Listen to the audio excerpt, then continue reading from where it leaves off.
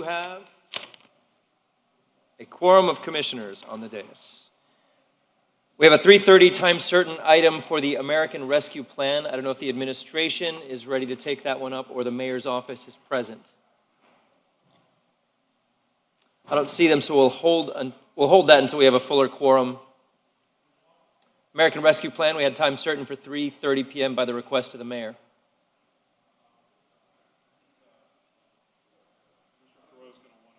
Of course, we'll hold on that one.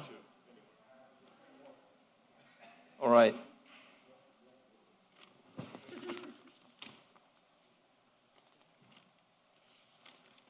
So we had several residents here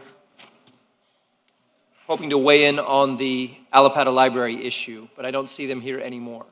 So I'll hold for those pocket items, and Commissioner Diaz-Labortia is not here yet either. So we're just going to go back to the regular agenda at this point.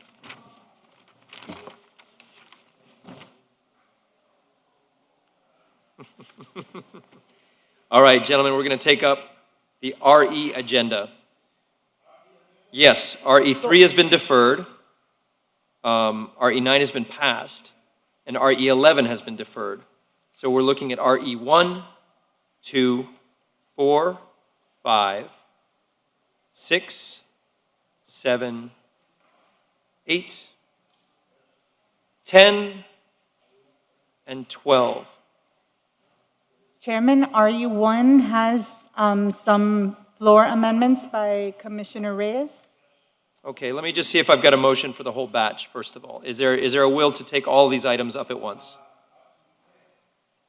Yes, allocate reimbursement funds for Tranche 2 of the Miami Forever Bond Affordable Housing. That's right. I have, I don't agree with what trying to get $15 million here, $5 million there. And what I'm going to propose, for the commissioners to think about it and for the administration, see if they can agree with it, is that every single commissioner, we have $100 million, right, Mr. Manager? 85 left. Well, 85 left. Well, I think that it's 85 left because some of us have spent some money at some of that, right? Yeah, let me proffer something along the lines of what Commissioner Reyes had mentioned to me earlier. I have my off-commission meetings with each of you. So what I'm going to do in this next week's meeting is I'm going to bring in some of my staff to talk about the affordable housing, the $100 million bond money, and with some suggestions on how we ought to allocate that, as well as I'm going to further brief each of you on the American Rescue Plan money offline. That way I can get input from you one-on-one. And then the intent is to then have an agenda item on July the 8th for the American Rescue money to approve it. And that way we can bat it back and forth between them. In that case, is that a motion for deferral for RE10? Okay, yes. How about for DI4, American Rescue? I'd rather have that deferred because, and the way that it was presented, the RF to us, I think that before we do anything on it, the city administration should sit with us and see our needs. Clearly. What are our needs and what we can want to. To what date, Commissioner? I see a motion, seconded by the chair. To what date? What date do you like? So on the housing money, I'm going to bring it in the very next meeting. June 24th. So let's do that, because then RE10. he'll get a chance to talk to us about that, because we already deferred the American Rescue Plan has not yet been deferred. So then defer that To what date? to same 24th. date. Okay. He'll talk to us, and then we can do it all at one time. I'm fine with that.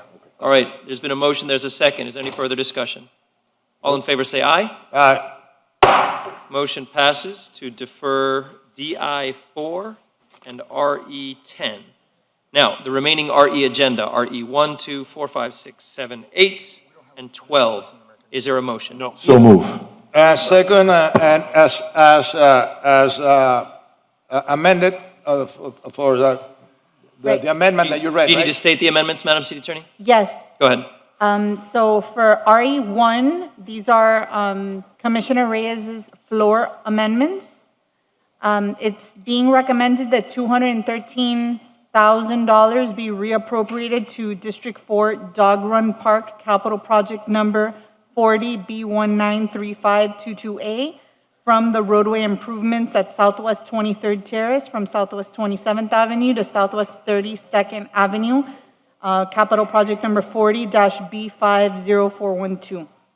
It's also being recommended that 5 reappropriations from roadway improvements at Southwest 24th Street from Southwest 27th Avenue to Southwest 32nd Avenue, capital project number 40-B50413 as follows.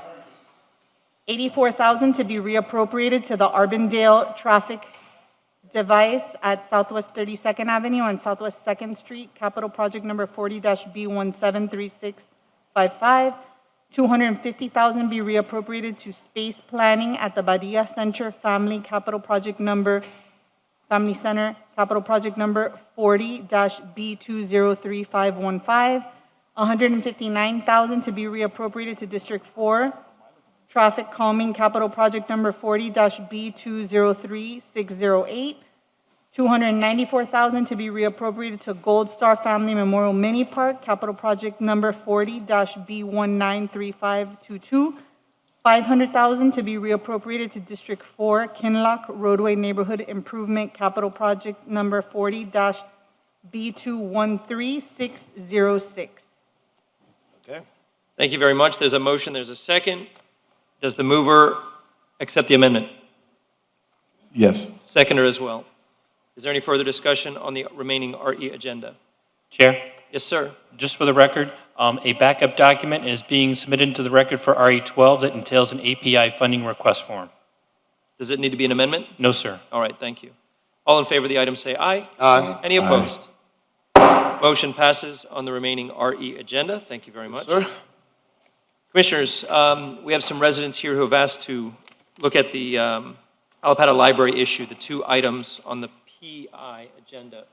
Would you all, is there a will for the board to take up that? Absolutely, we remove that, Second. both items, Okay. seconded by Commissioner Reyes. So that's a motion and a second on PI 3 and PI 9. That's right. Moved by Commissioner Diaz-Portilla, seconded by Commissioner Reyes. Gentlemen, do you mind if I reopen public comment, as there are people who only heard about this morning and hustled to get down here and Yes, and speak to us? and I just met with some of these students, that I want to commend them for their leadership and for worrying about their community and their interests, and that's something that I advised them earlier. I met with them in my office now. I advised them, do not get into politics. It's a mistake, but get into activism and to worrying about what's important for your community. So I want to commend all of you for the hard work you did. This is an issue that we've been working with the city manager for 8 months on. We were cognizant of the fact, and I was always adamant about the fact, I explained to them that Alapata will not go 1 hour without a library, will not go 1 single hour without a library. So you can rest assured, you go home today and sleep well and know that your library will be protected because your library is my library too. So I think I want to say a few words. Maybe you have one person that can speak on their behalf, and then we take it from there and vote it out. Thank you. So we're opening public comment on PI 3 and PI 9. Anyone who'd like to speak, just approach either of the 2 lecterns. You have 2 minutes. Just say your name, and you're welcome to speak. You'll hear a little beep just as it's hitting 30 seconds. That's about the time to wrap up. But you're very, very welcome. And anyone who'd like to speak is welcome on these items. Hello. Whoever's ready, whichever side is ready. Go ahead. Is this, oh, good. Cecilia Stewart, 1899 Northwest First Court. I'm here to support the library staying in the Alapata district, and I would like to recommend, even for the developers, to make the first level, the ground level, to be the library, because it's a wealth of resources, learning opportunities, the access for the internet, and all the things that the library has to offer Miami-Dade County. So I'm here to support that, and I ask you all to please consider making the ground floor the library. Thank you. Thank you very much. You're recognized, Commissioner. Yes, Madam City Attorney, do we have any power on revisiting this? It's already voted? The agreement is not signed yet, Okay. so you're able to. My second question is, do we have leverage on the development that we shall require, and we shall, in order for us to accept any of the plans or any of the requests for permits do we have the power of demanding that the library should remain in place and it should be part of the development?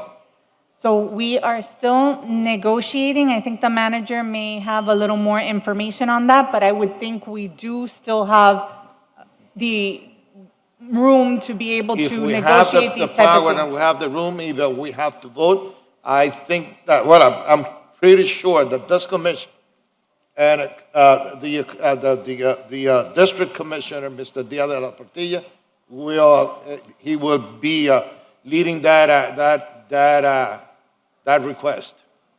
Yes, sir. Let me give you a little background, Mr. Chair, a little quick background before you give your comments. This conversation started 8 months ago when I first, city manager and I went together to the site. And of course, at that time, as we are today, we're always looking for affordable housing. That is the major crisis that we have in our city right now.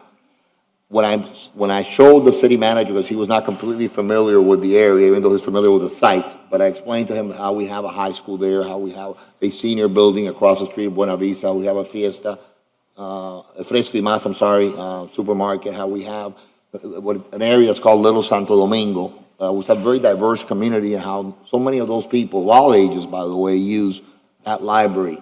How I use that library. I said, this is a very important part of what I want to do here. We need to protect this library. We need to make sure that they're not mutually exclusive. We can address two critical issues for our most vulnerable citizens, our older senior citizens and our and our children and our young people that need libraries and access to education. So we can do them both together, and that's what government does. So I agree with you. First of all, I want to thank you for leading on this effort also and for helping and supporting us. But of course, Allapattah is always going to have a library. That's not going to go anywhere. And that's my commitment, and a commitment that I got from the city manager back then, but he reiterated that commitment this morning, and he'll do it now again, I think, that development will have a library. That in between, by the time it's built, in the interim, that there's another location, which is also mentioned in my pocket item, that could be a temporary location for the library, so children and kids and people have access to a library during the building phase. But you always have a place to go. That location is 14 blocks away. 14 blocks away from the existing location. I'm talking about the temporary location. If that's the one we pick, we don't have to pick that one. We can find another location. The county has a budget. The county's the one that runs our libraries, as you know. So the county has a budget for this. I'm going to demand that the developer pony up to, although it's an affordable and workforce housing development, so it's not the same thing as a luxury development where they can give us a lot more money, but they can give us their share, and to make sure that that continues. And so we're all on the same page on this. Okay. To protect that library, and I know this commission is going to vote unanimously to do this both pocket items, and just to make sure that we get to a place where probably I think it's the oldest, am I correct? Second oldest. The second oldest, right, because it was built in 1963. It was remodeled in 2019, but it was kind of obsolete from the beginning, really, because things at times have changed, right? So there are things that we need to add to modernize it. COVID has changed kind of the environment also, people go and all kinds of things. So it'll be a modern library, a 21st century library, a real good library for all the kids in that area, for all the residents of that area. So thank you for your activism. Thank you for your leadership. It means a lot, not only you, Mika, what you've been doing, Maleka, for all these years in Allapattah, but these young people, they're an inspiration to all of us to be here and put up with us in this whole political process that sometimes is not easy to understand, sometimes it's cumbersome, but it works at the end of the day. So thank you. Mr. Chair, You recognize. through the chair, and I have another question. In order to assure that that library or that development is going to include a library, Madam City Attorney, is anything that we can do to assure that that library is going to be there through a resolution or through, I don't know what? So your resolution takes that into account.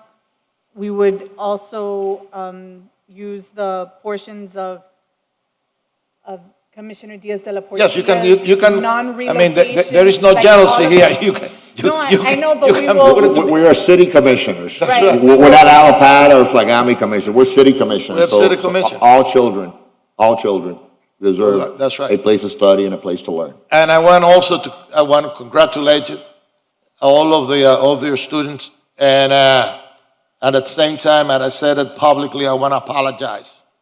I want to apologize that went through us. It was the time of the COVID and all of that, and I am guilty of not being more careful on reading the ordinance, and because if I have caught it as an ex-teacher, I would have objected immediately, because to me, libraries are very important. I mean, to me and to all of us. You see that we are so concerned about the education of our youth. And I am humbled by your words, and I'm glad that you acknowledge that, and I hope that we can enlighten a few other points here. First of all, we're grateful to city leaders who have now recognized how important our library is to our community. This issue shows how important it is to get community input on the development of public land from the beginning of the process.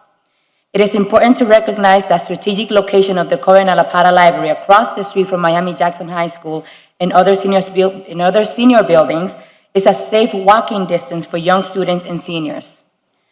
It is the only quiet space they have to do homework or get help from library staff, understanding it is in a low-income immigrant community, and many times the library is the only free resource for families.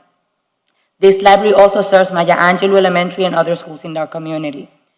We also need to consider the lack of community involvement in the disposition of this public land. I'm not sure if the current use of this public land and the meaning to the community has been considered.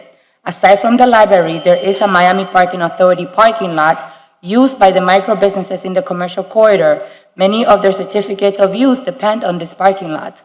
This is this is one of the many issues that our community members themselves should be able to voice once they're fully aware of this issue. Most of them just found out yesterday in the news. This item was approved while our community was the epicenter of COVID-19. The La Para Library found out a few weeks ago. I truly suggest you reconsider this issue so we can have meaningful community participation. We did a public information request on May 28th, 2021, and we still have not received any information. We hope that this is the case with the Alapata GSA lot, 18 acres of publicly owned land in the heart of our community on 20th Street. We can build a lot of affordable housing there. Right now, the Alapata CDC and Public Land for Public Good coalition of 30 grassroots organizations are conducting surveys to see what residents need for that land. We also will hold 2 public meetings and invite the commissioners to come and hear directly from the residents. We would like to see a competitive RFP process for the land so that there's a substantial community input. Whatever happens on these plots will affect Alapata for years to come. It can help alleviate the challenges we face, or it can make them worse. Public Land for Public Good Miami has developed a list of principles for developing public land to ensure it is done equitably and sustainably. We hope that it is a guide for Alapata land and public land across the county. I am extremely proud of the Alapata Collaborative CDC organization, where I am the executive director, and the Alapata Community Fellows and our staff. They have selected this issue to be their community service project, and we couldn't be prouder. They started a petition drive and they reached 500 signatures within 24 hours. Right now, they have over 700 signatures. They will be sharing comments shortly, and we thank you for listening to me and to them. Thank you. Thank you for your comments. Is there anyone else who'd like to speak on the item? How are you? I'm good, and you? Good afternoon. You have two minutes. Just state your name. Okay. Good afternoon. I am Fernando Salgado, a recent graduate from Miami-Jackson Senior High School. I'm a resident of Alapata. I would like to tell my story about Alapata Library that is across the street from Miami-Jackson Senior High School. During my 4 years of high school, I would use the library almost every day. It got me through many projects, and it was an overall safe place to be at. It's a shame to see it go. My friend Cynthia changed her life and managed to graduate a year earlier, and it's all thanks to the Alapata Library. As I move forward with my life onto college, I may not need the resources the library provides, but I cannot sit and do nothing knowing that many residents of Alapata community will not have access to these major resources. I hope that there's an agreement made to maintain this public land. So I want to thank everyone for all of this. Thank you so much. Thank you for your comments. Thanks for coming. Is there anyone else who'd like to speak? You guys can go ahead and line up at the opposite lecterns, and we'll just alternate if there's any others. Sorry, I'm very short. Hello, don't worry. Hello, good afternoon. My name is Chelsea Hercules. I'm a recent graduate from Miami Jackson, and I just want to talk about how not Jackson, but the library that's right across from Jackson impacted me. I graduated a year early because of the library. My sophomore year, I lived with my father, and he was very financially unstable, and I would have to go to the library, use the computers, the printer, the Wi-Fi. And because of the library, I graduated a year earlier. And I am very thankful for you guys for recognizing the library and how important it is to the community. So thank you. Thank you. Hello. Hi. Oh, wait, hold on. Hi, I'm Jayla, and I am a resident of Alapata, and I'm going to talk about why saving the library is important to me. I visited the library a few times, but since I have the services that the library provide, like a computer, Wi-Fi, printer, some kids and even adults don't have the access to that. It's sad to know that a place that's needed in our community is wanted to be shut down.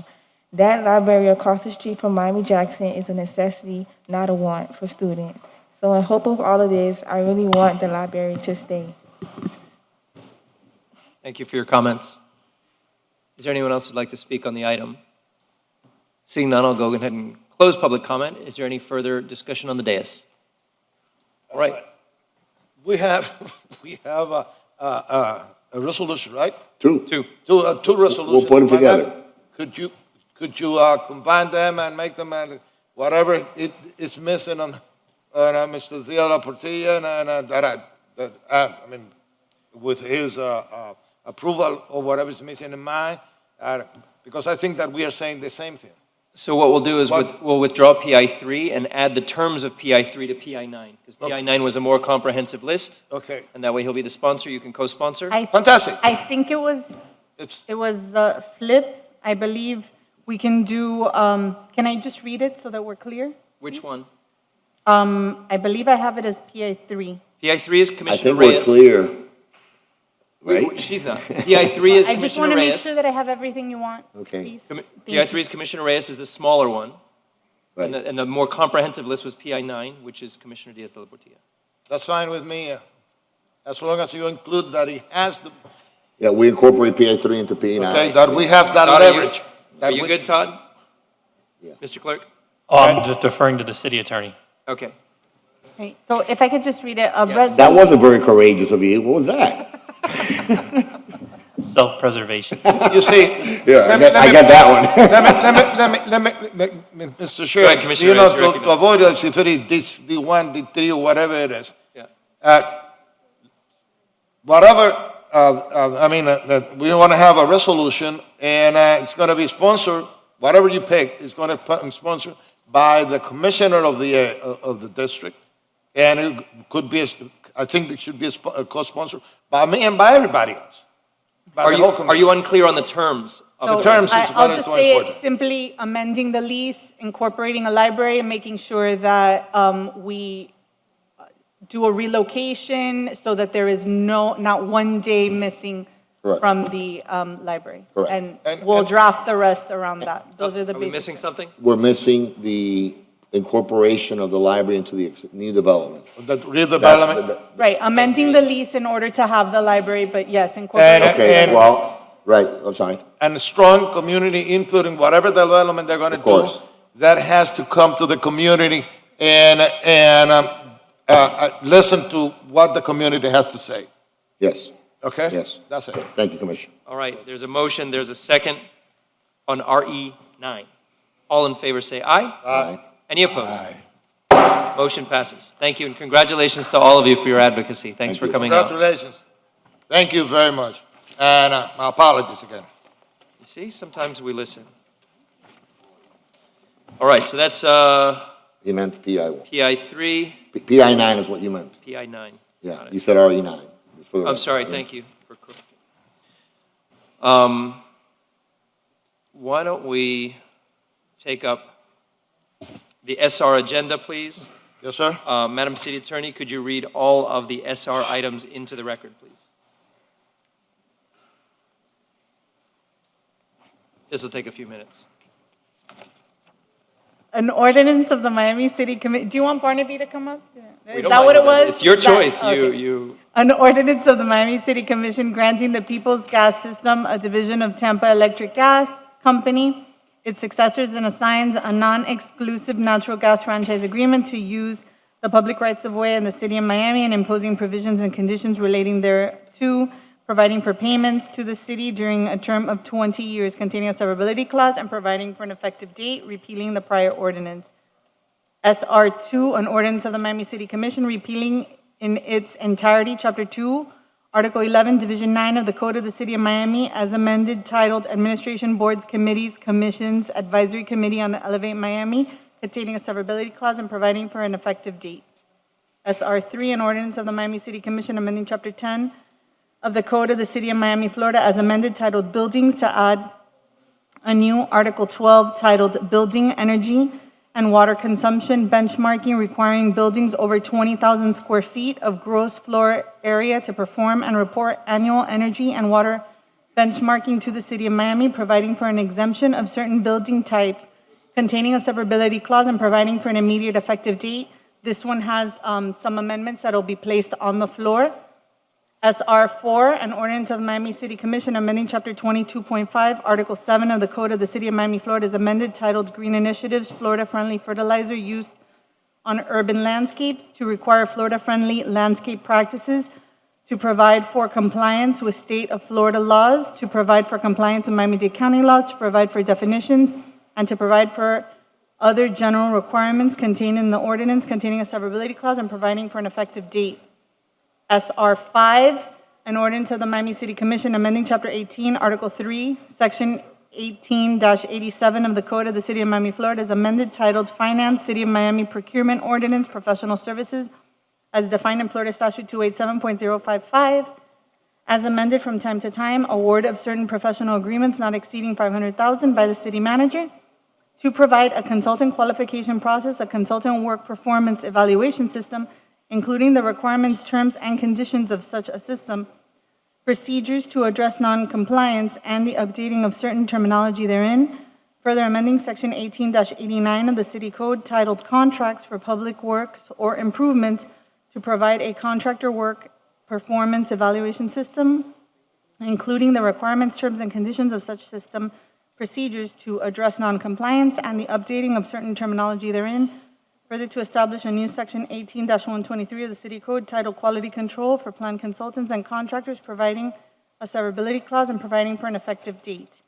SR 6, an ordinance of the Miami City Commission amending Chapter 10 of the Code of the City of Miami, Florida, as amended, titled Buildings, by establishing a new Article 12, titled Fence Requirements for District 4, to create a pilot program for fencing and lawn maintenance in District 4, containing a severability clause and providing for an immediate effective date. Thank you very much, Madam City Attorney. Motion by Commissioner Reyes, seconded by the Chair. A couple of questions. One, there is a substitution on SR 3 for the benchmarking. Does that need to be added in as a floor amendment? Apparently, it was already sent, so whatever revisions was, do you have it, Mr. Clerk? Yes, ma'am. Okay, so Just it what- doesn't have to be read on the record if it Doesn't was have to be sent to amended everybody? specifically. And then maybe someone from staff can advise if this definition of retuning professionals is in the record of the item. And if not, I'd like to add it just to give clarity. That was one of the concerns of the residents. Good afternoon, Alan Dodd, Chief Vigilance Officer. The definition that you have, Commissioner, is not within the ordinance change. That is in the implementing instructions that we will have been putting together with the building department. Got it. So thank you, Mr. Dodd. The concern from the residents is what type of professional is this? How much will it cost them? They're worried it's going to be burdensome. Now, of course, that's part of the soft cost that can be recovered within the 3 years of efficiencies after the retuning takes place, but they're worried about their upfront costs. So could you clarify, I guess there's about 8 or 9 of them here, but these look like pretty complicated titles of specialists. Are these very expensive specialists to hire? Is this a burden on the towers? I would say they are definitely professionals, and if you like, I can read through the different categories of certifications so that it is on the record. You don't need, I'd like to add it to the record, this document, so you don't need to go through all of them, but if you could give me just a layman's, for example. Someone identifies an inefficiency, they bring in a specialist for a specific issue. Because when they first do the benchmarking, they don't know what their problems are. Are they going to be hiring one of each of these people to come out? Or how do they assess what the real problem might be? Well, the listing is they can go to any of these people who would be qualified to conduct the retuning. And it's either a professional engineer, it is somebody who is a certified commissioning technician who is used to, understands building science and is part of bringing new buildings online, different types of certifications. And the cost for it would be very similar to if you called in an engineer to look at any type of a construction project they were doing that would require design. So, Do they need to get this person pre-approved or qualified by your office? I don't believe so. No, I believe as long as they are certified, then they meet the requirements. Right, and then they submit their report. Yes. All right, I'm satisfied. I do not see this as an undue burden on the buildings, and in fact, I see it as an advantage for efficiency that they will end up saving money over the long term. Not only will they recover those costs within 3 years, those recoveries will continue year after year, so that they're actually hopefully in the black on this deal down the long run. So thank you for working very carefully with this, very thoughtfully. The residents were very concerned, but I am satisfied and look forward to passing this at this point. Thank you. Okay, thank you. Any questions remaining on SRs 1 through SR 6? On SR 1 is the TECO Natural Gas franchise agreement. One of the residents at public comment had asked if they are held to any greenhouse gas plan standards. Can anyone speak to that? Is that an issue? I would say this is a franchise agreement that is how they operate and do their business within the city of Miami. However, the greenhouse gas is something separate that we are working with TECO Gas and all of the interested parties on how to improve efficiencies and reduce carbon emissions from natural gas sources as well as other sources. Is there anything that we could put into this franchise agreement that would hold them to that standard or a specific standard? I do not believe that. But you'll continue working with them? But we are definitely working with them in order to come up with a greenhouse gas reduction plan that recognizes their industry and pushes us towards more efficient use of natural gas as an energy source. Thank you. I believe we're preempted on those issues. As usual. Any further comments on SR 1 through SR 6? Hearing none, all in favor say aye. Aye. Any opposed? Motion passes. Thank you very much. First reading ordinances. There's only 3 of them. If the city attorney could read those into the record, please. And noting FR 1 is a 4/5. Thank you, Chair. An ordinance of the Miami City Commission by a 4/5 affirmative vote, amending Chapter 31 of the Code of the City of Miami, Florida, is amended titled Local Business Tax and Miscellaneous Business Regulations by creating Article 6 titled Massage Establishments, regulating the hours of operation of standalone massage parlors located in the City of Miami, more particularly by creating Section 31-100 titled Definitions, Section 31-101 titled Massage Establishments, Prohibited Practices, Section 31-102 titled Penalties, Section 31-103 titled Cumulative Remedies, Section 31-104 titled Immunity, Section 31-105 titled Severability of Ordinance, containing a severability clause and providing for an effective date. FR2, an ordinance of the Miami City Commission amending Chapter 37 of the Code of the City of Miami, Florida, as amended titled Offenses Miscellaneous, more particularly by adding a new Article 2 and Sections 37-100 through 37-111 to regulate massage establishments, providing for definitions, regulations, and penalties, containing a severability clause and providing for an effective date. FR3, an ordinance of the Miami City Commission amending Chapter 2, Article 11, Division 7 of the Code of the City of Miami, Florida, is amended titled Administration Boards, Committees, Commission, Overtown Advisory Board, Overtown Community Oversight Board, more particularly by amending Sections 2-1052 and 2-1053 to revise membership composition and selection procedures containing a severability clause and providing for an immediate effective date. Thank you. Seems we probably need to have a discussion regarding FR1 and FR2 to see where the will is. How about if on we this. move it, Which item? all three of them? Are they what- complementary? What I think we need to do, Commissioner, let's look at FR1 and FR2. Whatever they do, one has some issues, some might not be there. I think mine has more that I put in, but it might not have everything. Yours has some other things. It's combining one, and we bring it up. That's what I Mr. agree. Chair? I agree, Commissioner. That's what we do. Commissioner Reyes? Mr. Chair, I have, the only concern that I have about those two ordinances is that we have to make sure that those national chains like Massage Envy, et cetera, that they are very, very being straight and legal, and that they are not affected by this. The hours would affect them. That's, I do know that the hours affect them because, for example, Massage Envy, and they have the massages after 9 o'clock with people that work. You see, not 11 or something, but 9 and 10.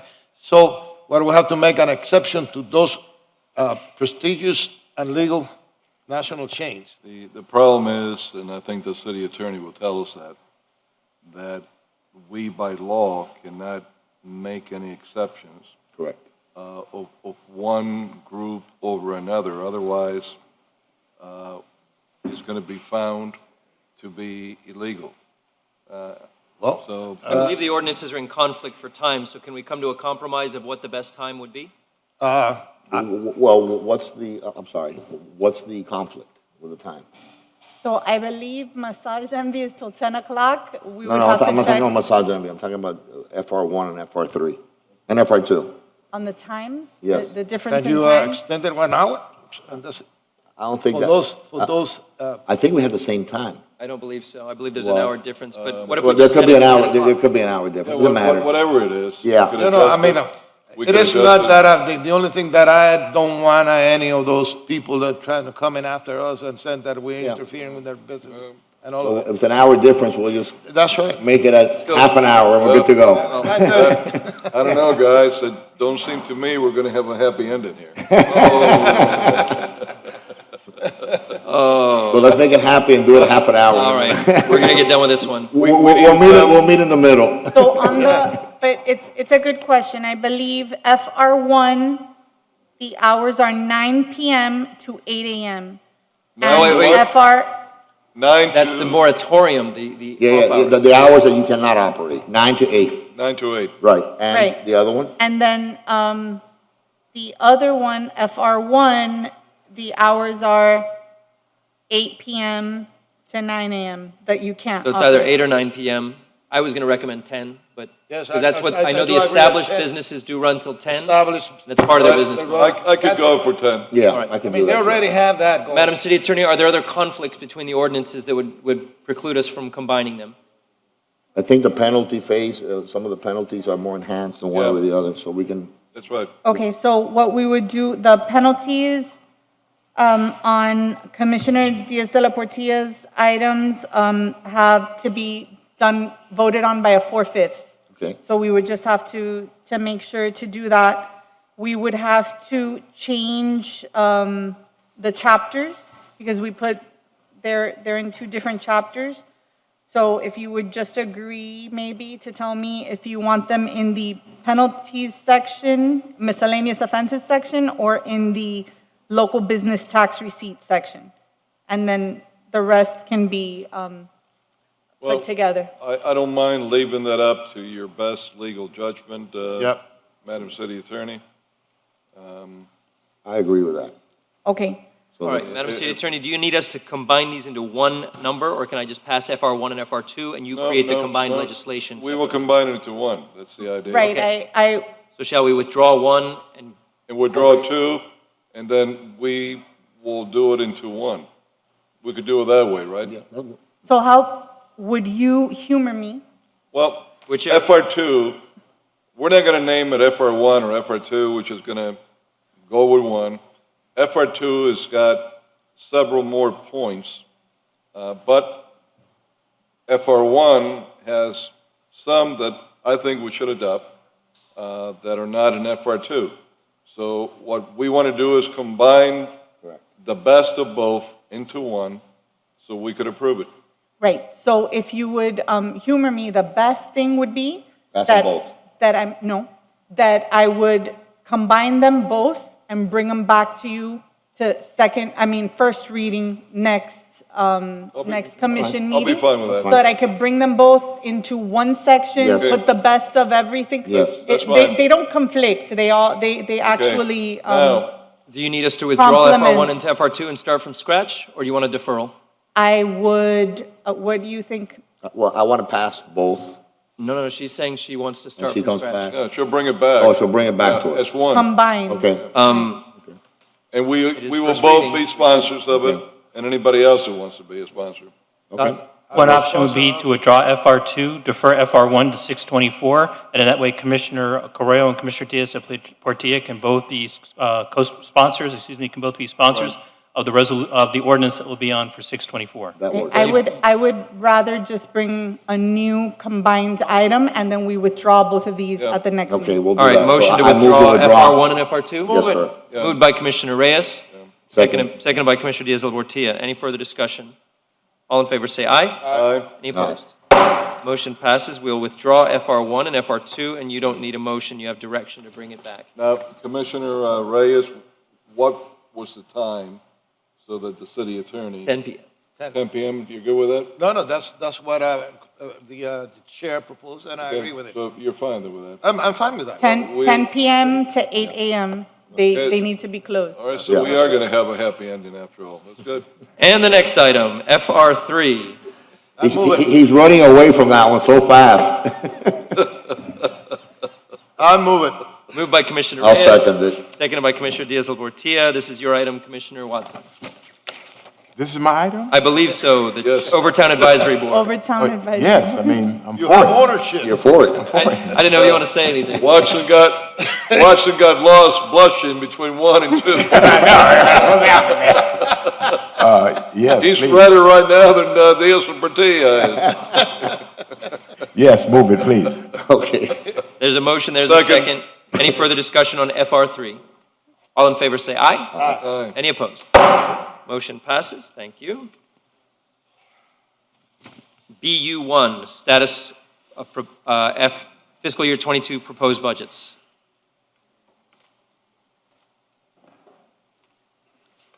Good afternoon, Commissioners. Fernando Casamayor, CFO, Assistant City Manager for the City of Miami. This report should have been given to you at the last commission meeting, but it was deferred till this one. So these reflect the numbers that closed the month of April. Currently, based on our projections, we're projecting a overall deficit of $30.8 million. But if you remove the $45 million transfer that was made earlier this year from the Building Reserve Fund for the either building acquisition or building construction project, we will end the year with a $15.9 million surplus, which includes $2.5 million in the Internal Service Fund. Our revenues are still trending downward based on what we had originally budgeted, but our expenses are also trending, we're saving a lot of money with our expenses. We are looking at a few departments that we're making sure that we keep an eye on, so if we need to make adjustments. Again, the IT department, as a result of a labor settlement, and our real estate and asset management department for required repairs at James L. Knight Center, and the operations of the Olympia Theater, including some additional security expenses at our marinas. Again, I want to make sure that you understand that none of these projections would include any expenses in case of a emergency, man-made or natural, that we may or may not experience for the rest of the year. And at the time of this report, we did not have the preliminary numbers from the property appraiser for next year. We have gotten them, and it does look like we will be getting approximately a 4% increase in our taxable value for next year, which has put us in a better position for our 21-22 budget, which would be submitted to the commission at some point in July. And I'll take any questions that you may have at this time. Any questions on the budget, current or proposed? Thank you very much, Mr. Casamayor. I'd like to skip to DI3, the Comprehensive Annual Financial Report. I believe our auditors are here to enlighten us on how we're doing. Good afternoon. Honorable members of the City Commission, City Manager, I'm very pleased to be able to be here in person, to be able to present the highlights of the city's annual financial audit. I know you have a lot of things on your agenda, so I'll try to keep this fast-paced and moving. It's just some general comments. You know, management has the ultimate responsibility in terms of the appropriateness of your accounting policies. You know, the city did not adopt any significant new accounting policies. There were no changes in existing accounting policies. Good, on a very positive note as well, we did not identify any significant or unusual transactions. Audit adjustments, you know, there were no audit adjustments that were made as part of the audit process. We audit a lot of large state local governments. That's not uncommon. So credit again to the finance team. No disagreements with management, you know, no significant issues that we encountered during the engagement or significant difficulties as well. You know, every audit process includes, you know, auditing significant accounting estimates as it relates to significant accounting estimates. Those typically are in the area of your pension liabilities, your self-insurance liabilities, your post-to-benefit liabilities. You know, what we do is we look at your underlying data, we look at the assumptions, your methodology, make sure that, you know, that those balances, those liabilities are reasonably stated, and they were. Now I'll be a little bit more pointed in terms of some of the comments on the overall audit. You know, at the end of the day, our responsibility as your external auditors is to render an opinion on your financial statements. Our opinion on the city's financial statements were an unmodified opinion. It's what we call a clean opinion. It is the highest level of assurance that we can offer on the city's financial statements. So very, very positive news there. From a government-wide financial statement perspective, give you a little bit of a perspective. You've had, you know, increasing costs relating to payroll, benefits. You know, what it's caused is an increase in your pension contributions, which has increased your pension liability, your post-employment benefits liability. As a result of that, you are in a net deficit position of about $787 million. Not to be alarmed. These liabilities are long-term in nature. They're going to be funded over multiple years. So nothing to be alarmed with there. Let's just spend a couple minutes just talking about the general fund. That's the main operating fund of the city. The city has a financial integrities principle policy in place that requires you to maintain a certain fund balance. I'm happy to report again that the city was in compliance with that minimum requirement. From an operation perspective, the city on its general fund had a net loss of about $3.4 million, but let me give you a little bit of perspective on that. You know, you basically had with the pandemic, you know, charges for services which are based on activity, the monies you get from your half-cent sales tax, your local option gas tax, revenue sharing are all down because activity was down because of the pandemic. But in spite of all that and those decreases in those revenues, the city was able to manage its expenses to where you practically broke even. So tremendous tribute to the city for that effort. The city also receives federal and state grant money as part of our responsibilities as auditors. We take a look at that. Again, our opinion on that was unmodified or a clean opinion. We had no prior current year findings to report. And last but not least, we're required by the State Auditor General in terms of to provide a report as well. There were no current year findings to report. So overall wise, a very positive picture. I will tell you that we did this entire audit virtually. You know, doing an audit of a city of this size is a very challenging process to go through. We were able to do it entirely virtually, which is a real tribute to the city. So I just want to thank, you know, Erica and the finance team. They did a tremendous job and helped to facilitate a very smooth process. So with that, I'll be happy to address any questions that you have. Any questions from the commission? Thank you for your work. Very welcome. Thank you. And that is DI3. Before we take up other discussion items, I'd like to dispense with action items. PZ1, I believe we have one PZ item. Is there anyone here to present that item, or is there a motion? This is a rescinding of ordinance 13782.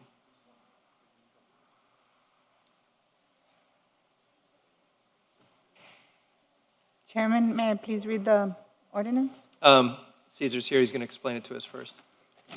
Yes, sir. Cesar Garcia Paz, Planning Department. PZ1 is the second reading of the, for an ordinance rescinding the ordinance that we passed, or you passed a little while ago with regards to the comp plan.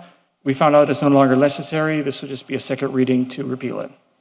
Thank you. Madam Secretary, you may read it, please.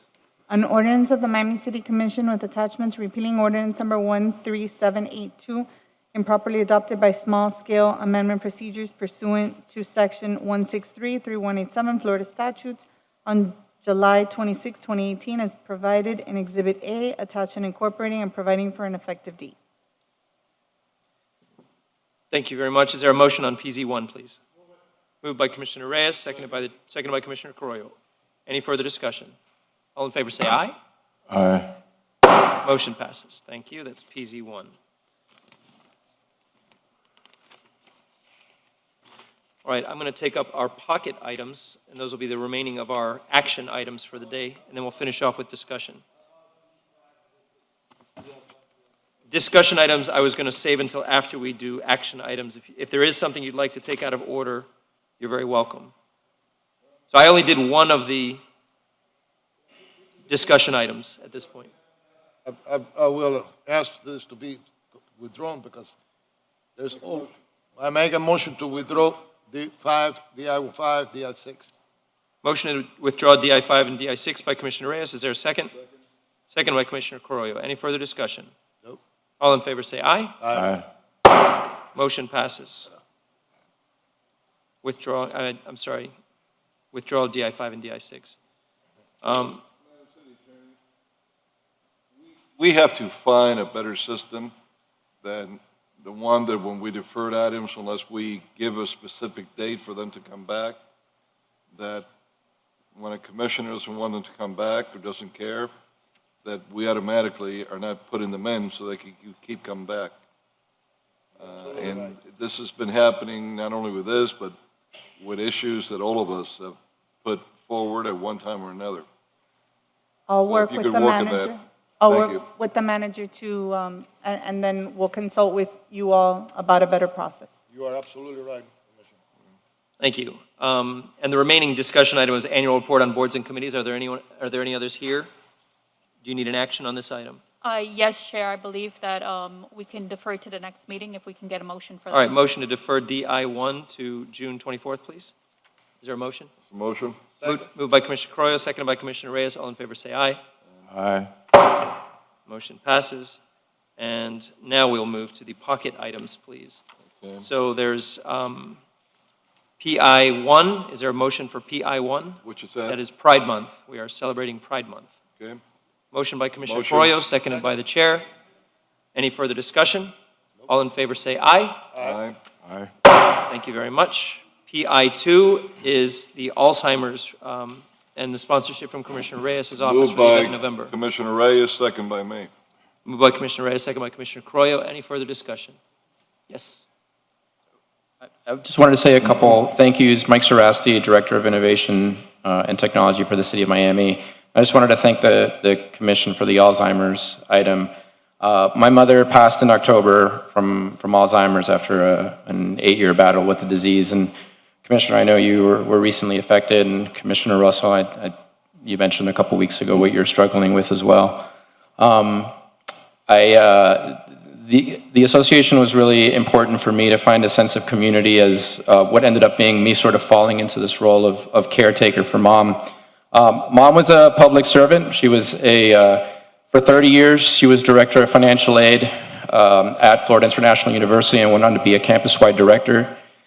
It's probably not a coincidence that I ended up in public service as well, as someone that dedicated so much of her time towards public service. And in this work, we often defer, people in this work defer a lot to what happens in retirement. And at early onset, Mom, she was 67 when it all started, and even though Mom did amazing things in life, she traveled, she experienced a lot, she helped a lot of people. A lot of people follow and make their dreams come true through education and through inspiring people any number of ways. But it's a horrible disease that steals a lot from people. It stole some of that time a lot of that time from Mom.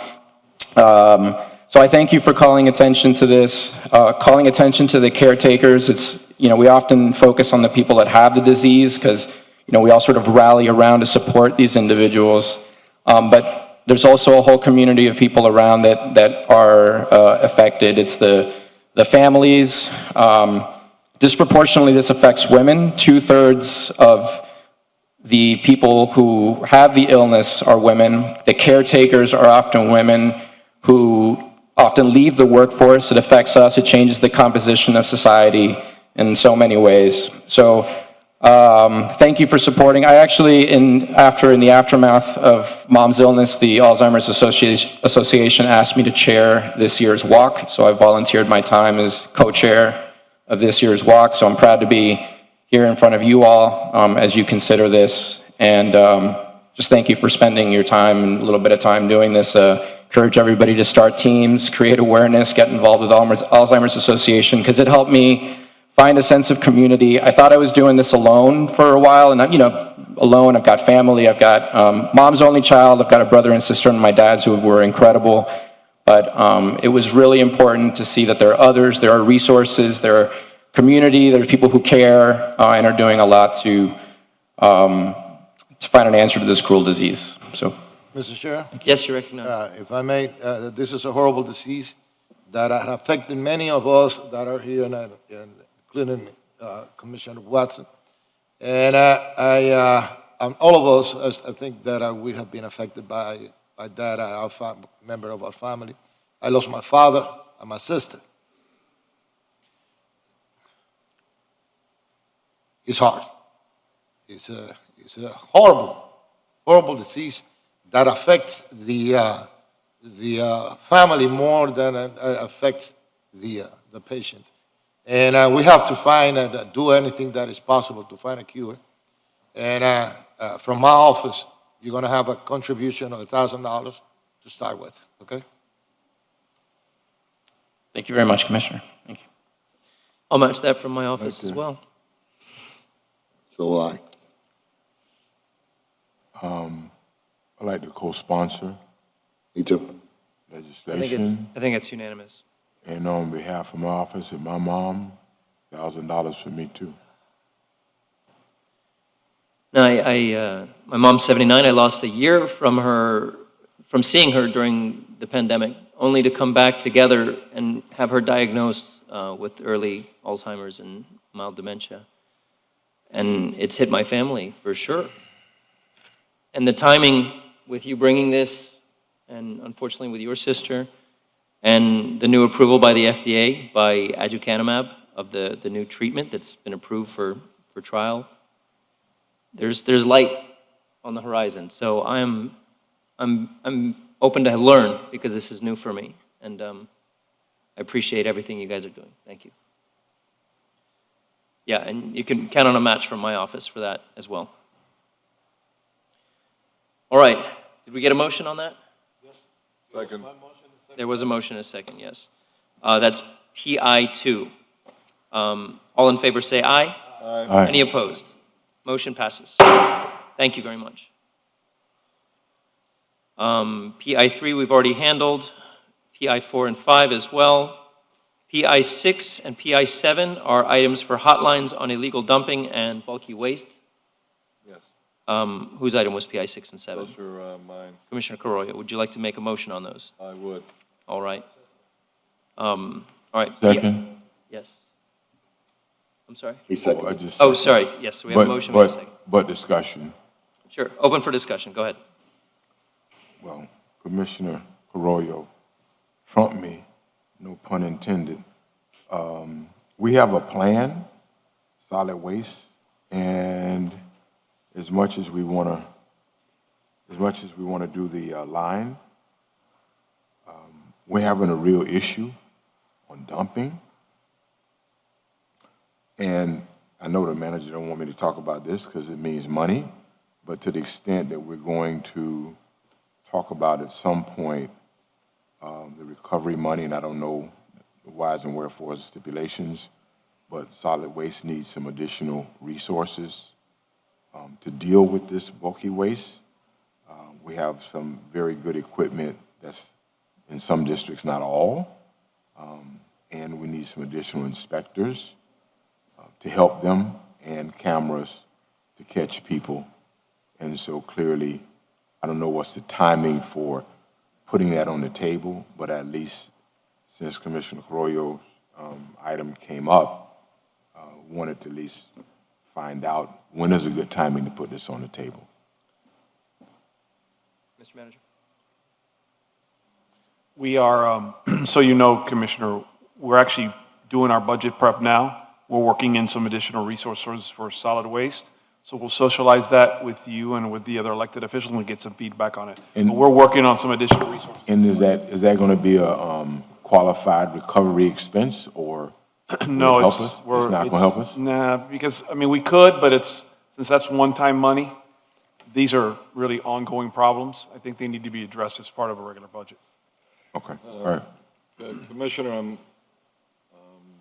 very glad you brought that particular point out, because these motions were to try to find new revenue and put a real bite in going after the people that are dumping.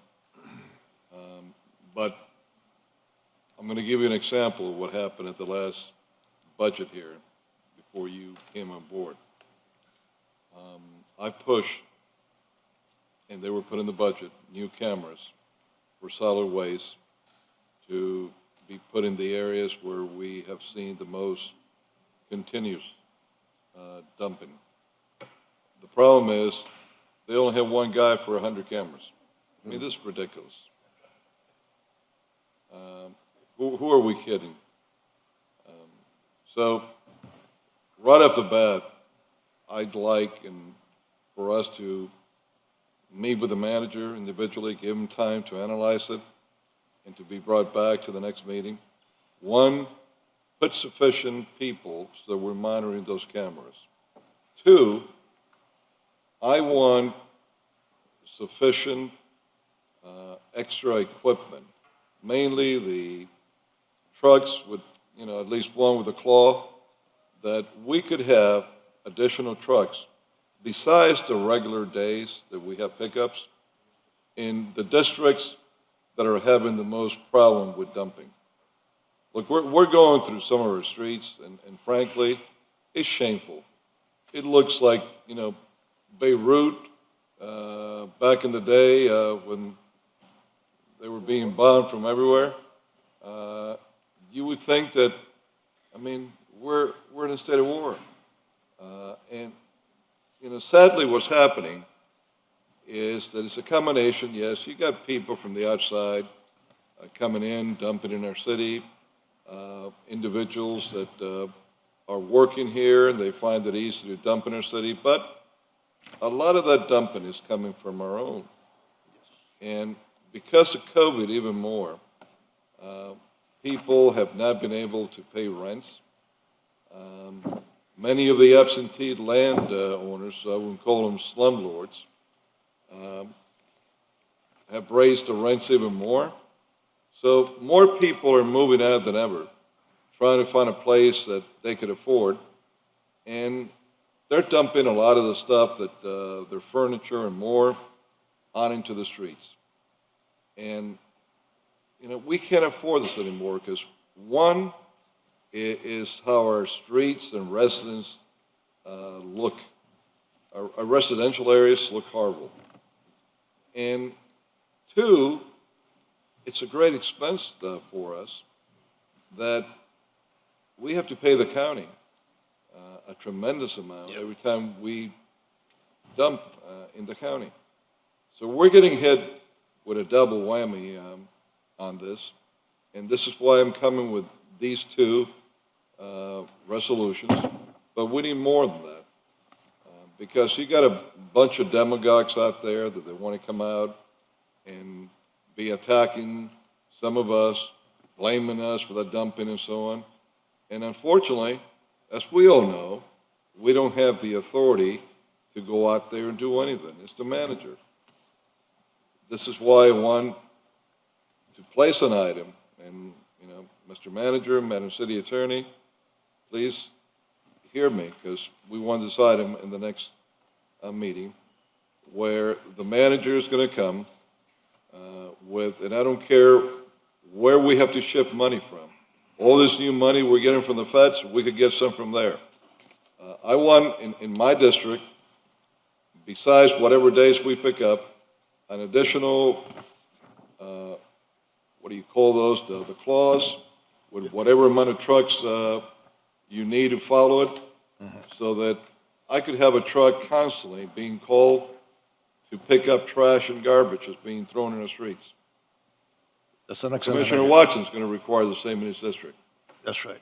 I don't know how bad Commissioner Diaz de la Portilla's district is. I know one part of his district is not too bad, but he's got one area that's pretty bad. And I'm not going to speak for Commissioner Reyes, because, you know, he's got a mixture there in the district, so he can tell us best how bad he's doing. But we need, that I see, at the very least 3, maybe 4 districts that require this. Yes. And whatever it takes, Mr. Manager, we have to spend it. And with all this new money that we're going to meet with you to discuss how to spend it, if need be, it could come from there. Commissioner, and to be clear, that is separate from these 2 items. This, Oh, yeah, this is totally separate from these 2 items. Mr. Chair? Yes, you recognize. Yes, I totally, wholeheartedly agree with Commissioner Carollo. I think that it is important for us to have, I would call it a troubleshooter truck that we can dispatch, or they can come around and then go to the hot spots. And referring to the amount of people that have been looking at those, in reference to that, and told the people that are looking at those cameras, I would love to see more people paying attention to those cameras so we can catch them on the act, not after the fact. You see? Let's catch them, and particularly those people that are illegally dumping in our city, because they know that we pick them up. See, they come from, and the debris that I find in my streets are, any type of debris you have, from tires to construction material to, toilet seats, et cetera, not only the regular bulk that we are. And we have to make more of those apartment owners more responsible, Commissioner Carollo, because what they do is, and I don't know if you had in your district, you have that problem, that they don't have a large bin, and when people move from their apartments that they're renting, what do? They place it right on the street. I had a apartment owner that he directed their tenants to dump on the street, and he was cited. You see, because we found out it was cited, we have to be a little bit tougher in that. And I support your amendment and your suggestion. We need a truck that to have as a troubleshooter in our districts.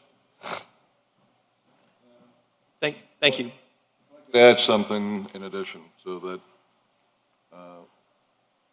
we could be very clear. What Commissioner Reyes said is also one major part of the problem. This is why one of these resolutions that I have here is trying to address that somewhat, not fully. What I'd like is, Madam City Attorney, for you to come back on our next meeting with an ordinance that right now we have all the emphasis on punishing the owner of the real estate where we think that trash or garbage came from. I will tell you that many times, most of the times, you'll go through the stuff that are thrown out, and you're going to find names of the people that actually threw it out. So I would like an ordinance that will, first of all, increase to the maximum, and you can speak to each member of the commission to see how far they want to go. I think it's got to be substantial so people could feel it, the penalties, but that we will fine both the real estate owner and if we find by going through what was thrown out, who threw the trash and garbage out, find that person also. Because those people have been getting away scot-clean. So here we're going to have two people that we could go at. So Commissioner, remember that we have the Florida litter law, so that's technically covered. It's an enforcement issue at the end of the day. So maybe we just need a few more resources for that. Well, But we'll, again, I'd like to see an ordinance that will be specific to that and will have a substantial bite, anywhere from $1,000 to $1,500, which is a lot more than what we have now. Speak to each member of the commission, see what they feel comfortable with, and that's what we will go with. But, Mr. Manager, what I've asked for our districts, that could be added to the mid-year, June 24 budget that we're doing. So if you could bring that back within the budget, speak to each of us. If you're having trouble putting in within the budget, we'll look at the new monies we're getting. But this has to be right away. I don't want to see you implement this in November. I want you to implement it before the month of June is over. You know, we're getting killed with trash and garbage in the streets. I have people on a daily basis going out and identifying where we have stuff that are being thrown, but we can't keep up with picking it up.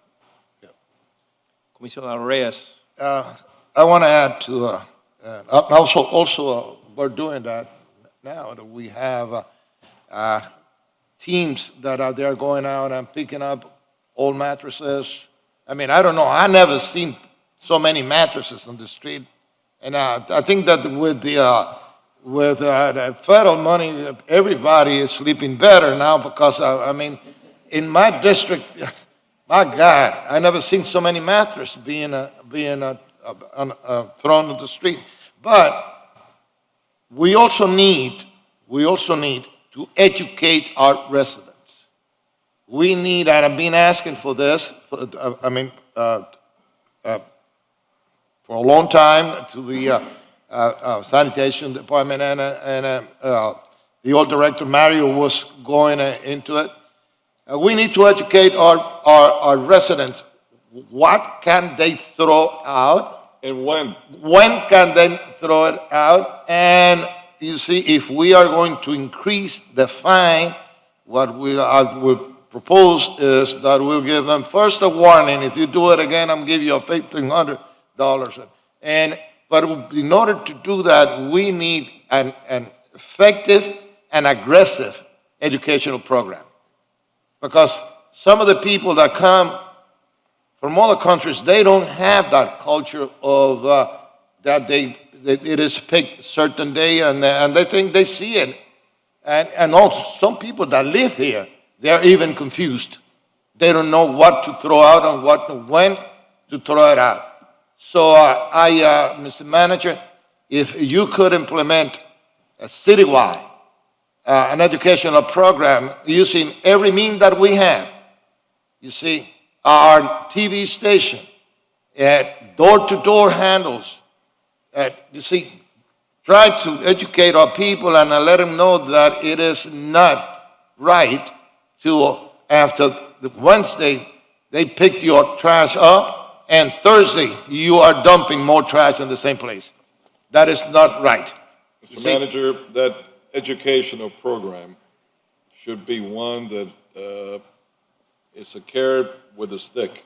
Yes. We educate, but we're also informing them the severe penalties that are going Absolutely. to happen if they don't want to be educated. And at the same time, we need to inform people what they could do to help us. And part of it is in the resolution that we have here. Okay, sir. So, yeah, because Thank you. I did, Further discussion on PI 6 and PI 7? yeah, I did. I started, Don't Dump on Us campaign. So did a neighborhood cleanup, started last Thursday. And it should be. I think that when people make a decision to dump, and Commissioner's right, it's not only property owners, but it's got to be interconnected because there's people driving by, and if there's no disincentive to dump, they will, because if they have to pay the tipping fee, well, it's a whole lot more money than the fine. So clearly, what do? They dump it, we pick it up, we have to pay the fee, and they go away. And so and I thought it was a state law that we couldn't charge with so much, but whatever the maximum we can charge for people who dump in trash, construction debris, I mean, it's everything now. I found vacant lots. There was about 10 different lots where people were living on absentee landlord lots, which is why the fences come in. And so it's unfortunate, whatever people are going through, but it's really costing us more money and making us look even worse than we should. Because, right, I look at a spot, we go by, we clean it up in the afternoon, somebody done dumped already on the spot. It's kind of crazy. So I know it's tough sometimes, Mr. Manager, but we should try to find as many resources as we can to help one guy with the 100 cameras we're going to get, be able to monitor all the cameras and get the trucks necessary, even add additional day. I call it a hot spot because I was going around the district in hot spots that people can't see. You'll be amazed how bad it is. And it's bad, so hopefully it'll come back with good resolution. Thank you. Any further discussion on PI 6 and 7? Hearing none, all in favor say aye. Aye. Any opposed? Motion passes. Mr. Manager, and I'm glad the police chief is here. Let me read the most important part of one of the two resolutions that we passed.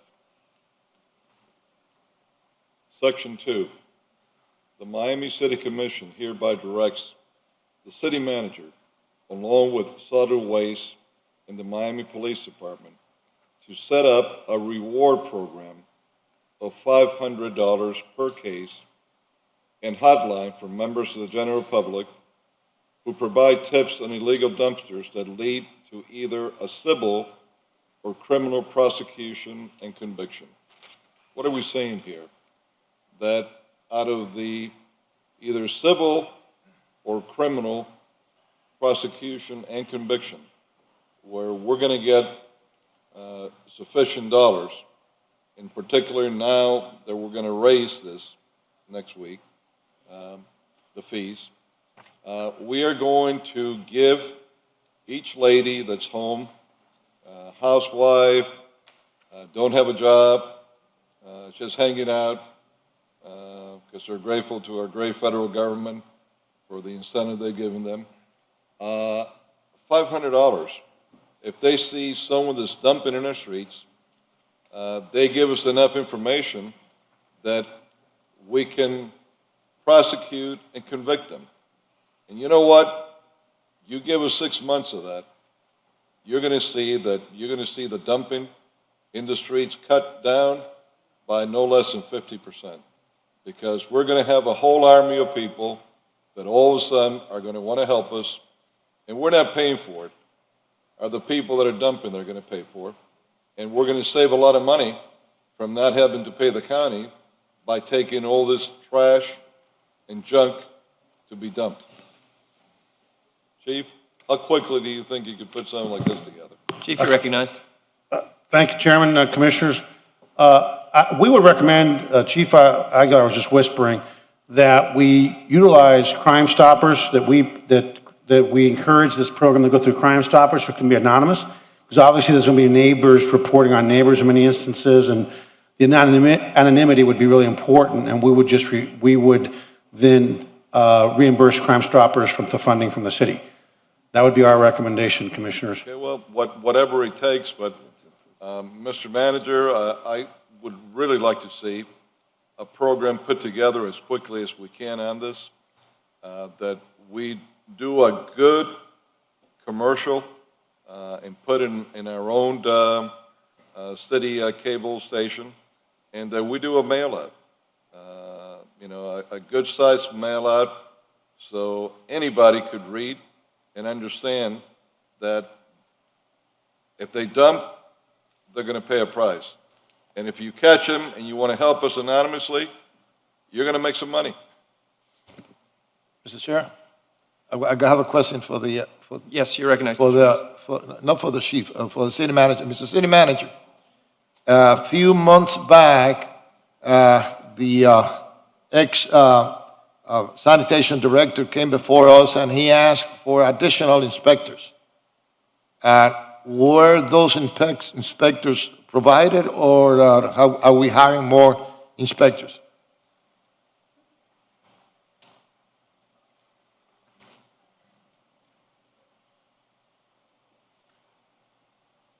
Hello. Go ahead. You're recognized. Natasha Colebrook Williams, Assistant City Manager. I'm sorry, I didn't hear the question. Can you repeat it? Commissioner Reyes, could you repeat, please? I'll repeat the question? Okay. Few months back, Mario, we had this conversation with Mario about illegal dumping and the need to be a little bit more aggressive on it. Be more aggressive with illegal dumpsters. And with dumpsters as such, people like that they bring the trash and they throw the material that they should have been throwing out. And he asked for additional inspectors. He said, I don't have enough inspectors. I need more inspectors. And I said, well, we agree, whatever it takes. If it took more inspectors, that he should have it.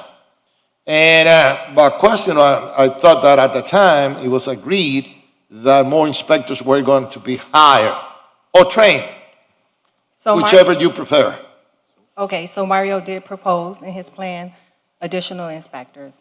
As part of the proposed budget, we also include additional inspectors as well as cameras, and have been in collaboration with the Yes. police department. But I'm sorry, but I want, before, when you get older, No you lose problem. track sometimes. You see, I don't want to lose it. Just remember what Commissioner Correa said. We can have 200 cameras, 2,000 cameras. If we don't have people manning it, what we're going to do is, and I've seen it because it had happened in my district, that there are hot spots that the people come and continuously they are dumping in that spot. And I had asked, who was the person, how can you miss this? And then we have to go backtrack on the cameras and see if you see, you're reviewing the cameras, you don't know what time was it dumped. You don't know what date, because if I saw it on a Tuesday and it was dumped on a Sunday, then you have 3 days of film that you have to go. We need more people manning the cameras. You're absolutely correct. Okay. The number that's proposed includes additional cameras as well as individuals to monitor those cameras, and that will be presented when we come back as part of the comprehensive plan that was mentioned as part of the proposal, the resolution. So far, we have not hired, We have not. or we have not made any effort of hiring more inspectors. We have not hired additional inspectors. Okay, I just wanted to check. Question for you. What's the difference between an inspector and a camera monitor? Are they the same job? They're the same. We have pulled inspectors to go and monitor at the police department. So we have been doing it in dual roles, the inspector, but we need inspectors, and also those inspectors will also inspect the PALs that are being dumped illegally, as well as monitor the cameras. So you're totally correct. We can't not install just cameras without bodies to properly monitor them if we want it to be effective. So the plan that we will bring forth will include both. Am I correct that the previous director's recommendation was a total of 30 solid waste inspectors? Like currently we have about 10, correct? Am I wrong? Good afternoon, Commissioners. My name is Jennifer Moy, Interim Director of Solid Waste. At this time, we have an additional 3 inspectors that we just hired this week, bringing them to a total of 8. So we have 8. Yes. And so it was 5, you added 3, you have 8 now. Correct. And what was the recommendation that you inherited from the previous director? The recommendation was to bring them at least to, let me just double check in the plan because we wanted to have 20. 20 additional, No, a total of 20. a total of 20. And if I may clarify, those additional individuals that were hired are not additional people, those were vacant positions. So I answered the question, no. That I was wanted- filled. That's what I was gonna say. Right. No, clearly the will is here to address this problem from a financial perspective, so I think we just need some guidance so that we can make a solid decision. Well, those positions need to be filled because first are the cameras. Secondly are the people that are going to monitor the cameras. But we only have one. And then thirdly are the code enforcement inspectors that are going to go out in the field and get information, find people, et cetera. And we only have 8 out of 20 that we're supposed to have. So clearly, this is a broken system. And Mr. Manager, I'm going to tell you what the father of Andrew Cuomo, Mario Cuomo, told me once in New York. And later in the day, the same thing more or less was told to me by Mayor Giuliani. And the 2 things that you don't mess with in people's lives are 1, their safety, and 2, getting their garbage and trash collected. And I'm telling you that a city manager is going to be measured most of the time by the stick of how well he keeps the community safe and how well he keeps it clean. On the area of keeping it clean, we're a mess. And I hope that you have heard us, and in particular you've heard me. I need some immediate action, not after November, not 2 months from now, not 3 months, to get our communities clean and to go out there and do whatever it takes based on the tools that you have now to get hundreds of people to be our eyes and ears, because they're all going to want to get the $500 per case. And if we advertise it, we get it out there, we're going to stop this in a big way real quick. We just can't have the free-for-all that we've been having. Commissioner Carollo? Thank you. And, I'm not blaming solid waste. You're not being given the tools, you don't have the people, and it's about time that we put our emphasis in that. So I'm expecting that by the next meeting, you're going to have clear plans for us, and you're going to have things that work. But I want in the districts that we have the most problems with, mine being one of them, full-time extra claws and trucks Yes. to be picking trash and garbage out. All right. Commissioner Carrillo, I want to correct you. People are not, if the garbage is not collected, they are not going to blame the city manager. Oh, no. They're going to be blaming us. Yeah. And we are the ones that are being blamed for the streets being dirty or the pothole not being filled. You see? And that's why we'd require that, we require efficiency from our departments. Now, last, I want to leave you, Mr. Manager, and many others to think about this. Have you ever heard of the Samson syndrome? Samson. Okay. Well, remember Samson and Delilah? Well, let me explain to you the Samson syndrome. For those, anybody out there in government, or maybe not in government, They think that through unconventional ways, they're going to sabotage, terrorize, to get some of us out here.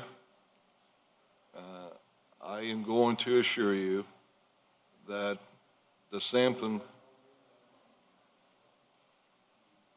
syndrome will be put in play, and we're all going to sing together. There ain't going to one that's going to be able to jump from the ship. Commissioner, I'm confused. It's David and Goliath. It was Samson and Delilah. No. So who are we talking about? And Bathsheba.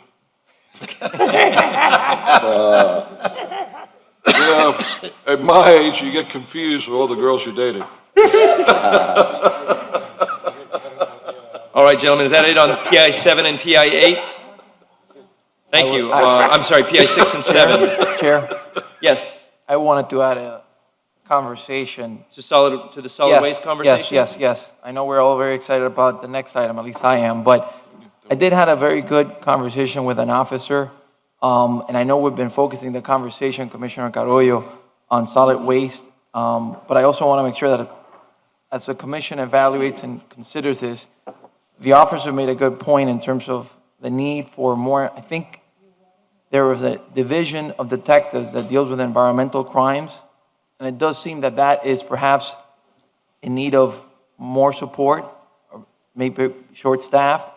As you consider this issue, I think that's one that the officer was mentioning could definitely help with, and it was addressing the same issue that I've heard now the commission. So that's something, I think they had only a number of detectives on it, and maybe more detectives to look at the cameras, because there's different type of arrests that they can do, as opposed to just the inspector. So I felt compelled after hearing the officer share the story and the conviction that it would be helpful.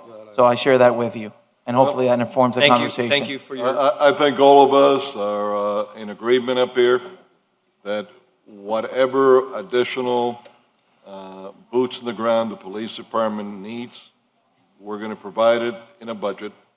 We're not going to be defunding the police here. Never. All right. We are now taking up PI 8, the filing of the appeal on the Playhouse. Is there a motion on PI 8? That's a motion. Moved by Commissioner Carollo, seconded by the chair. Is there any discussion? I stand from what I said, just exactly what I said before. I don't think that we should dwell on this anymore. The decision was made by the court, and I don't see any need for it, so I will not support this. I'm not going to change. I voted in favor of the plan, and it was vetoed. It was taken to court. The court spoke, and that's it.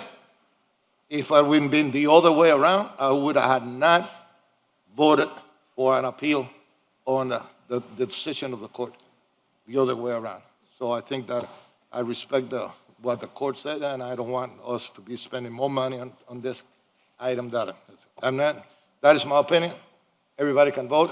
I don't want to talk about this anymore, but I don't think that we should be dwelling on it. Thank you. Is there any further discussion on PI 8? I don't want to talk about it either. All right, so then, all right, there's a motion, there's a second. A yes vote would be to file the appeal and continue the discussion. A no vote would be to let the judge's ruling stand. For my part, of course, I do not believe that the entire Playhouse should be demolished, including the back structure, and that's what held my vote. But this is actually about our ability to interact with our residents, and that's the other reason I'd be supporting this appeal. With our current position on Jennings, I'd like to make sure that our position is protected and that we have very open correspondence and ability to interact. So that's my yes vote on it. Any further discussion? All in favor say aye. Aye. Aye. Any opposed? No. No. Can I get a count? Is that a 4-1? 4-1. 4-1 with Commissioner Reyes voting no. Thank you. 4-1 in favor of the appeal. Thank you very much. Thank you, Commissioners. Next, we already did the Allapattah Library. PI 10, urging Miami-Dade County for a portion of the Peace and Prosperity budget. Whose item is this? My item. Commissioner, you're recognized. Move. Moved by Commissioner Carrillo, seconded by Thank you, Commissioner. There's, Commissioner Reyes. The Miami-Dade County, just a little quick background. I know it's late. Miami-Dade County passed $7.8 million allocation over 2 years for what they call a Peace and Prosperity Program. I'm sorry, I'm going to take back my motion. If you're going to talk. It's going to be very short. It's going to be very short. Very short. What I do want, I'm actually going to say a few things, and then I'm going to ask that we bring it back. Because there was a big debate in the Miami-Dade County Commission between the mayor, Levine Cava, and one of the commissioners, Commissioner McGee, on where if those dollars should go to law enforcement or to prevention, intervention, economic incentive programs. So it was all based on a study or some ideas brought to them by the director of the sociology department of the University of Miami. My feeling and my sentiment, I want to get Chief Acevedo's feeling on this, is that we should be focusing more on law enforcement, on scanners, on license plate readers, on things that we need to enact the law enforcement component to tackle this gun violence that we're facing. I don't like the sociological approach, and to spend all those dollars on that kind of approach is something I'm not in agreement with. I think some of the urban areas in our county, in particular the city of Miami, obviously other areas throughout the county, but in our case, the city of Miami, we should really focus more on law enforcement. So this is really in its infancy, but what I want very quickly from you, Chief, is to give me some ideas of what you think, and maybe you want to come back at the next commission meeting and sort of outline what you think we should be urging the county specifically, what your department is going to need and what money we should be requesting from them to use a more of a law enforcement approach instead of a sociology, University of Miami approach. I agree with you. Let's vote. Well, we're in the budget, Commissioner, we're in the budget development process right now, and we're actually looking at our staffing and a myriad of things. The good news is, ever since we started our initiative May 15th, we've seen a 50% reduction in homicides and a 36% reduction, right, more or less, in our crime in terms of the shootings that are going on. So it's having an impact.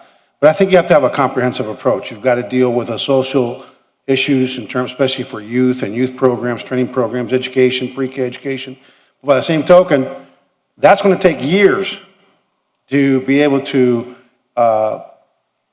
reap the benefits. In the interim, we've got to fight crime. And one of the things I'm bringing next week here is an intelligence tool for our jails. You know that a lot of criminal enterprises are being run out of the jail. A lot of the retaliation is being ordered out of the jail. Every one of those phone calls are tape recorded. The problem is that in order to monitor those phone calls, it's like finding a needle in a haystack because it's hours upon hours. I beta tested an intelligence tool that's an AI tool that when the person hangs up, the crook hangs up, within 3 minutes, we can search, we can get everything in that call. Most importantly, we can actually do telephone analysis to see who's talking to whom.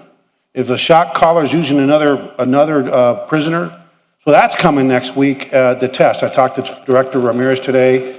I've talked to the Director Junior from the jails, and we're bringing that Thursday. We're going to have a meeting. As a matter of fact, if the commission's interested, any of the commissioners would be happy to invite you. But we've got to leverage intelligence tools. We've got to leverage technology. We have to make sure that we are putting our cops in the right. It has to be comprehensive because all the social economic issues that reap the benefits, we have a lost generation already. These are guys who are just violent. They're not going anywhere. And then we have to also bring transparency across the entire nation to the criminal justice system to make sure that when we catch bad actors with guns, I think, Chief, we've already removed, since May 15th, about 76 firearms, 76 firearms from individuals that have no business having those firearms. The problem is there are no consequences for people that are felons possessing of firearms in too many places across our country. So we've got to look at everything. I'm having really good meetings with our judges, with the prosecutor, and I think we're going to get a good commitment. So I don't know if that answers your question, but we will be coming up with some issues. Everybody thinks about guns. Well, the only request I have is come back at our next commission meeting. We will. More time, and you can sort of give us a we will, and I hope that you will consider coming to that demonstration. I hope you'll consider coming to that demonstration. When you see this tool. It's this Thursday? Say again? What is next Thursday? When is it? We're hoping the next Thursday we'll have this demonstration of this intelligence tool. The cost right now as it stands is about a nickel a minute, but you know who pays for how they fund it? Through the prisoners themselves. We solved murders, prevented suicides in the jails. We solved hits. I mean, we did it for 90 days in Houston. Sadly, I couldn't get the funding from my political leadership. It wasn't a priority. No, that's But I think that this council, this commission is very much committed to having a comprehensive approach. And You're getting used to calling us a commission, right? Not a Yeah, council I'm getting used to it. I'm getting used to it. But I look forward to the conversation. We'll have some proposals to you. Absolutely. Thank you, Chief. Thank you, There's- Chief. There's a motion and a second on PI 10. Is there any further discussion?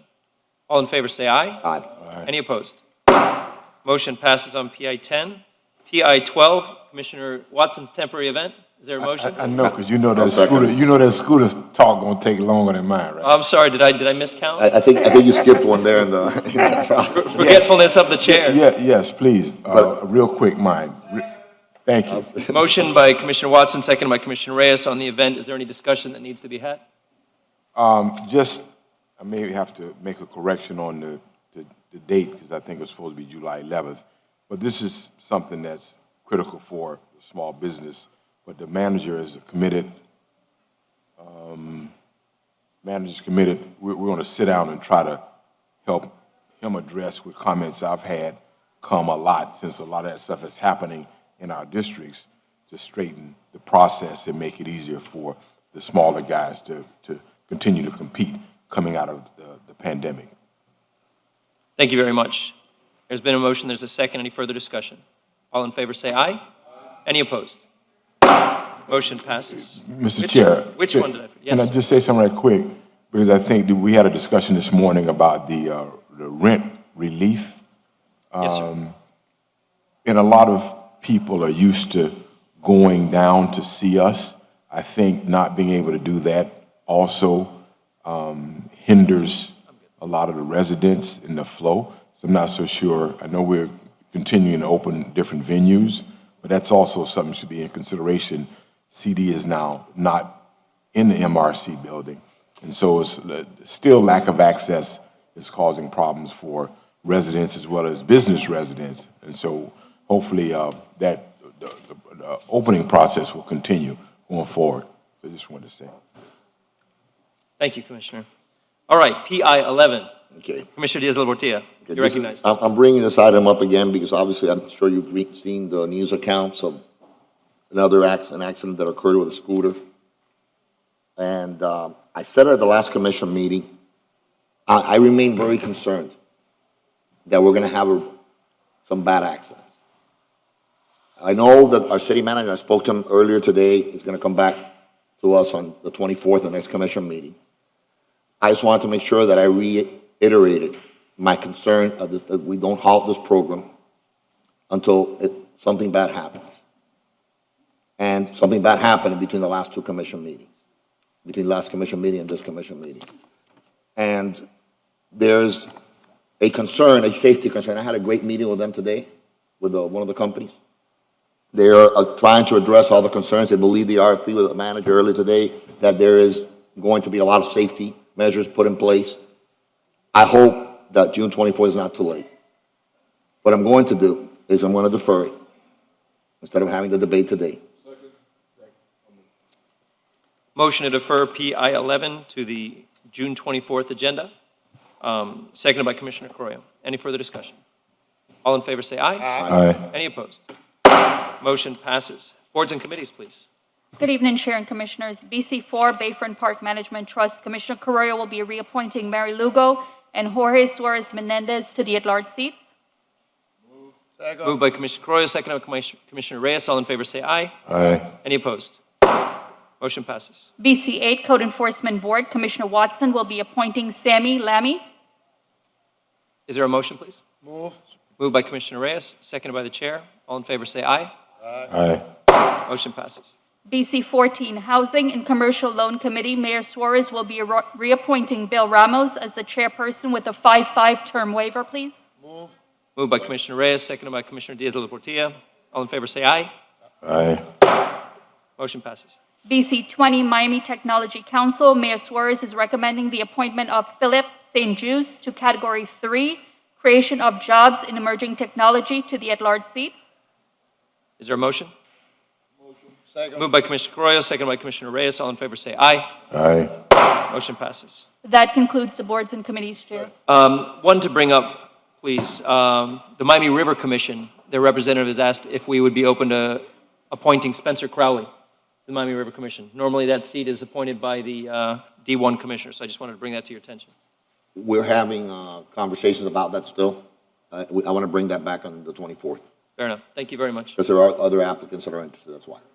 Okay, Commissioner Diaz-Portillo, so I'll place that on the 24th agenda? Yes, ma'am. He doesn't have a name yet, though. I don't have a name yet, ma'am. Absolutely. But Understood. I'll have a name for you. It may very well be this name. I just want to make sure that we pick the right person. Okay, thank you, Commissioner. Thank you. Very good.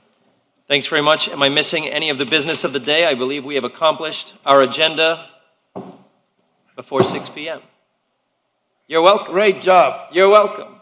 Great All right, job. gentlemen, thank you much. very much, everyone, and thank you to staff and, of course, the public for all of your advocacy. Really appreciate it. We are adjourned.